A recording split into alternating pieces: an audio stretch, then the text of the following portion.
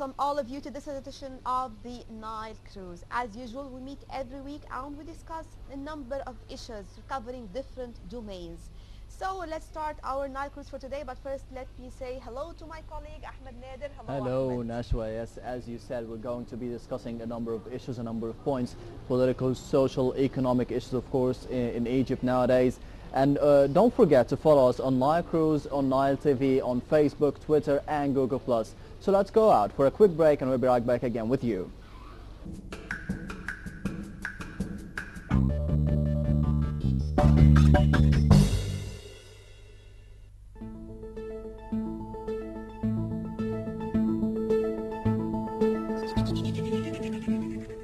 The European Union Ambassador for Egypt, James Moran, held a ceremony to honor the winners of the photograph contest organized by the EU delegation in Egypt for the 5th year in a row with the theme Egypt Women in a New Era. Well, the theme is Women in New Egypt. And the reason for the choice of this theme is that we think that, and indeed many people here think, that the role played by women since the revolution and during the revolution has been absolutely fundamental. And there are many, many, many issues surrounding the role of women in Egyptian society. And we wanted to find a way to showcase the different experiences that women have been going through over the last couple of years since January the 25th.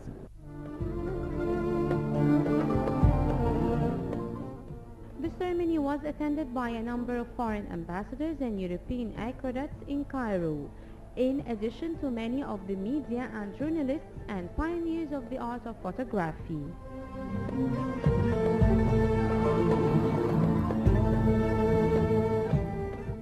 Generally quite astounding. Of course, I have a preference for a couple of them because I think they reflect, there's two in particular, or one I should say in particular, that I think really reflects for my taste when we're talking about the women of New Egypt.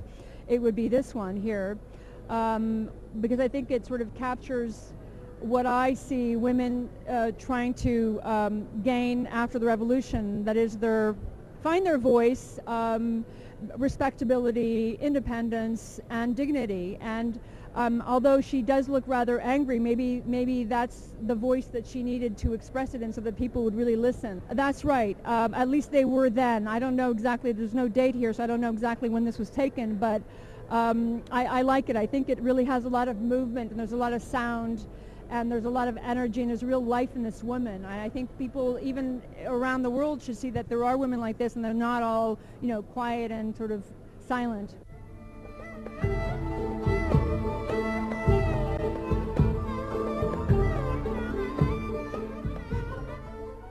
Ambassador James Moran assures in his speech during the ceremony that this contest is a great opportunity to explore the functions, values, roles, challenges and achievements of the Egyptian women in the era of the New Egypt after the January 25th revolution that excels in her portrait of photographs through their pictures.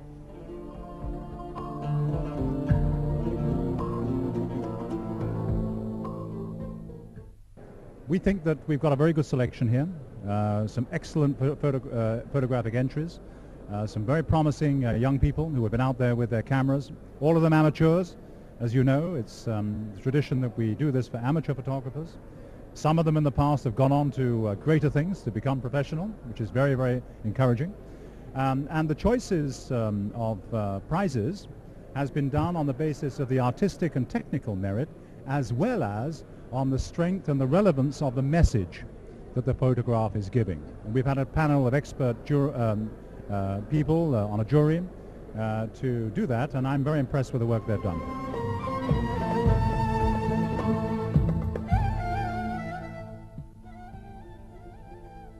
He added that the contest revealed many talents which deserve encouragement and care, and that is what the European Union is seeking to achieve through the establishment of this competition.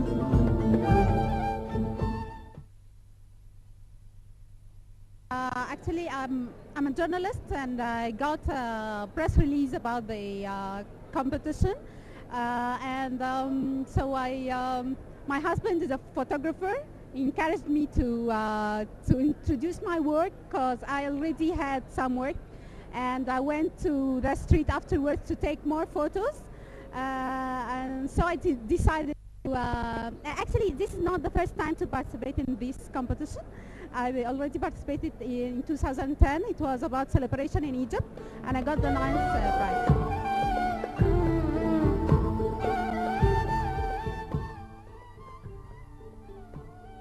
Moran distributed prizes for photographers winners, in which the first winner was Ahmed Hamid Ahmed for his picture 25th January in front of the Supreme Court, and won the second place Alia Hamid, a journalist in the Shurouk newspaper, while the third place was for Galal Rifat Al-Misiri, and he is a computer engineer award special jury. Reporting for Nile International, I'm Sahar Talawi.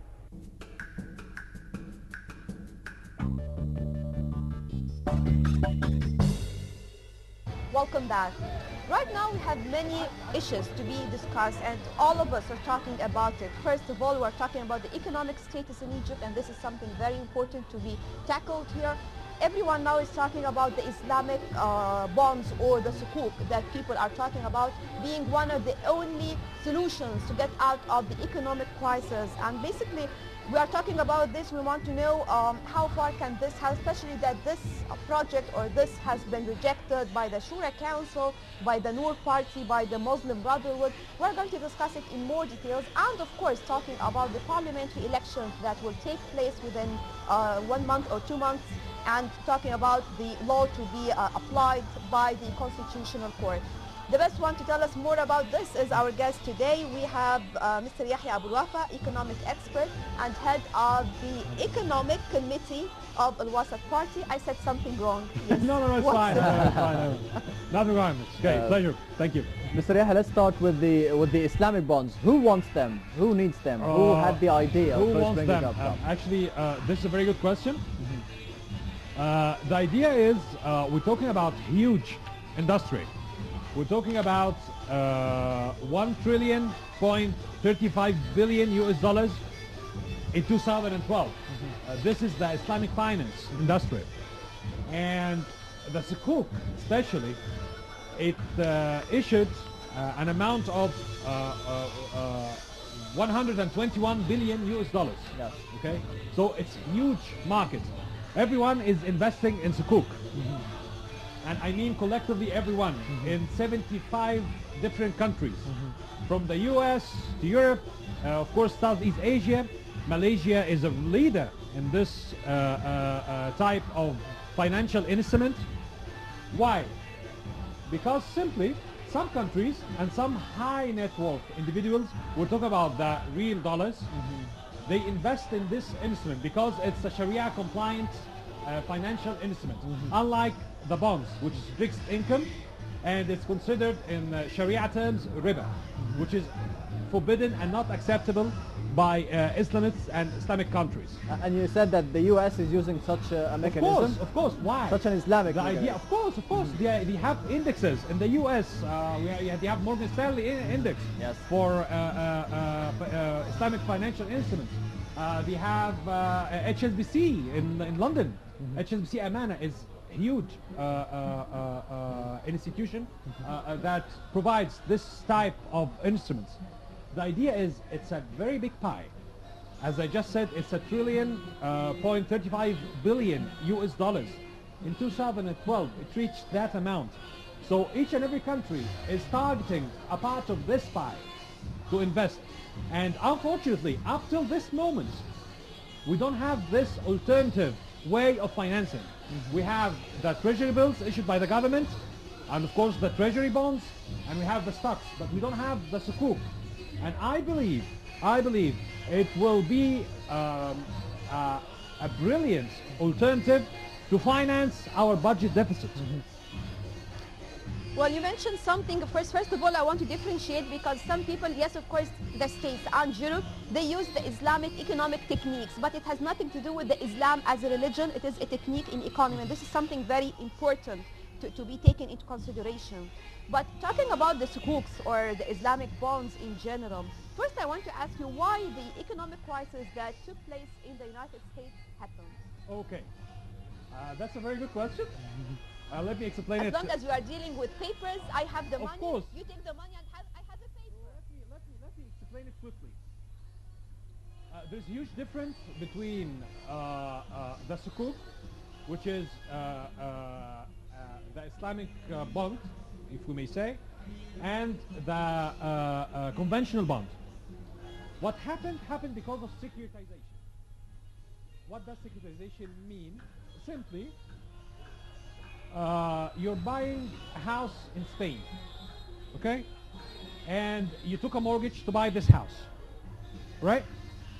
And you have payments that you'll be paying for 20 years, okay? So the bank didn't wait for 20 years till you pay all your installments. They took these payments, these receivables, okay, and they put it in a SPV, special purpose vehicle. It's a type of a company, okay? And then they issued financial instruments against this securities. We call it asset-backed securities, securitization, okay? This process happened 10 to 15 times, for example, okay? So, for example, if this house cost you $100, that means on paper, the value of the house is $1,500, okay? Then you stop paying because you have financial problem. So you stop paying for your house in Spain, okay? So the bank start looking for who are the guys owning this house, okay? People freaked out. They have these papers. They went to the banks to withdraw their money because they thought it's backed by an asset in Spain. And all of a sudden, they found it was a very big bubble, that the asset only, at value, the market value of the asset is $100, and the bank doesn't have enough money to pay all those people. I want to ask you a question. The difference between the sukuk and this is Because simply... we are talking a lot about the other side. Yes, yes.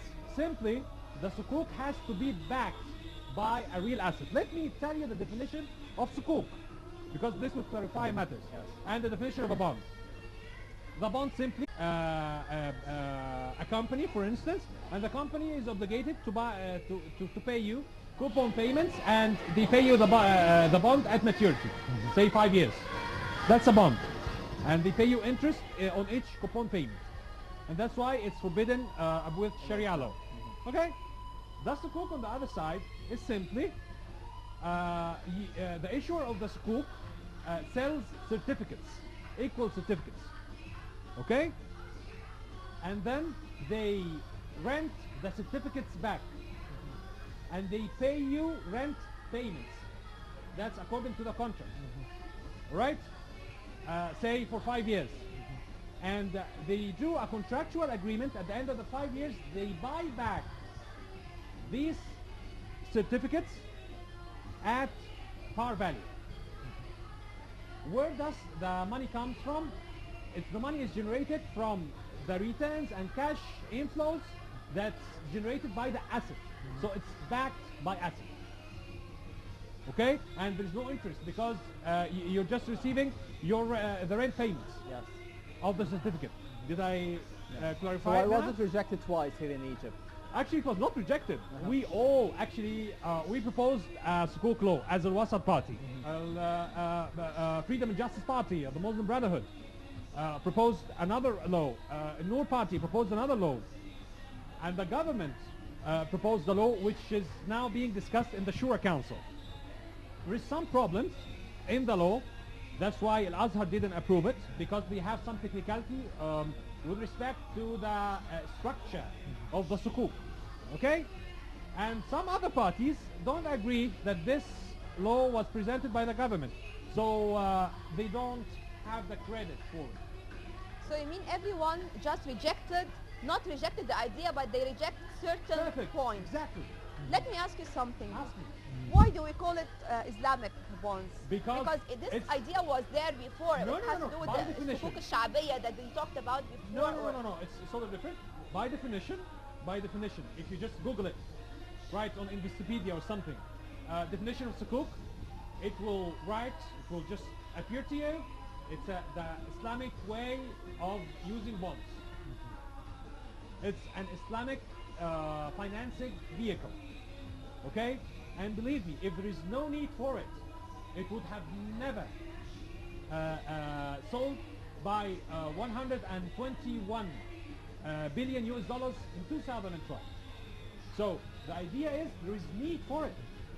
Some big governments and some big institutions, especially in the Far East and in the JCC, will never put a penny But in the a situation in conventional Egypt way is of completely, financing. the Sorry? situation in Egypt is different. When it comes to, let's say, security measures or all of this now, how come you can manage the idea of bringing some foreign people from abroad to come and take some assets here? Because there were, it was mentioned also that they are going to protect and prevent working on any of the main assets and infrastructure, for example.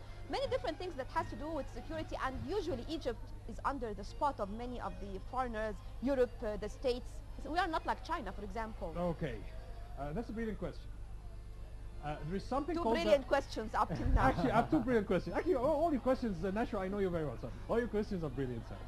Okay, the idea is there is two things we do before issuing sukuk. Something called the prospectus and something called the information memorandum. Contains each and every, those two documents has to be there by law. Those two documents has to include everything about the sukuk, everything about the project that the sukuk is being issued for. Okay? The feasibility studies, everything. Okay? I can mention in this prospectus who is allowed to invest. For instance, if we talk about sovereign projects for the sovereignty of this country, okay, we can choose who can invest and who cannot invest. We can even put an article in the law, in the new law that's being So discussed it's now. basically an improved form of privatization, maybe, and in an Islamic way. Privatization? No, Yes. it's not Because a lot of- privatization. a lot of No. people have At the end criticized of the that. day, the country doesn't lose its assets. You just Just rent bringing it for a in while. investments The and idea having is guarantees. you just rent it for a while to generate cash now. That's the problem. If you have, you personally, if you have a business and you want to grow and you're against conventional financing, what are you going to do? And you don't want another partners because you don't know many people. So what are you going to do? I'm going to rent out my The idea, properties. the idea is no, just issue sukuk, for instance, okay? Because you generate cash now and you then pay it back in rent or installments, if you may say, okay? You pay it back for 5 years, but you generated the money now. But Okay. a private property is not a country. We cannot compare a private project or something. No, we private. can, because the idea is The country is it's something linked- completely it's different. linked- And maybe what I want to ask here about is that, for example, if I want to understand it, for example, if you've got that person, Mr. X, for example, came and wants to participate, you will tell him, no, I have an objection, you can't work on this, you are not allowed, for example. Whether for your nationality, for any reason, no, I refuse you, and then I move on to another one. Is that right? Okay, just let me... Because if this happens, I think it will cause another diplomatic problem as well. Let me tell you something. No, it will not cause any diplomatic problems from my point of view. Let me tell you something. Dubai ports issued the biggest sukuk in the history of sukuks, of sukuk market. Okay, they issued a 13.5 billion US dollars worth of sukuk to finance this project. All right, and it's a sovereign project for Dubai. Qatar, for instance, Hamad Hospital, which is one of the biggest medical institutions in the GCC. They issued a sukuk worth of 700 million US dollars, I think in 2003, if I'm not mistaken, for 5 years, and it matured in 2008. Okay? They had their assets back. They issued this against, in the case of Qatar, they issued it against the land where the hospital was structured and built. And then the land came back to the government of Qatar, and they had delivered the purpose, which they generated the cash. That's the idea. So now, So- we know that there's a problem between the Freedom and Justice Party and the Noor Party and the government, just because each one of them proposed a different, or maybe just because the intent, the entity itself, the Actually- identity itself was proposing a new draft law for the sukuk. Do you think that if they came together and maybe they discussed the law together, or the draft law together of the sukuk, maybe we would have an outcome, a Let me positive tell you outcome something. for Personally, at the Wasat Party, Freedom and Justice and Noor Party, we were discussing the Sukuk law together last year. And actually, we worked on it together. And the idea is this law is presented by the Minister of Finance. From this, the current one, or the, Mumtaz Said, Mumtaz Said. Mumtaz Said. the former one. Yeah, the former one. And the idea is this is a typical human being thing. When you don't do the thing yourself, you always see the black spot in the white suit. That's the case. Bit of a jealousy, maybe. Exactly, exactly. For me, as head of the Economic Committee at the Wasat Party, I don't have issues with the new law. Some concerns, of course, Article number 17, some articles and so forth, something with the credit rating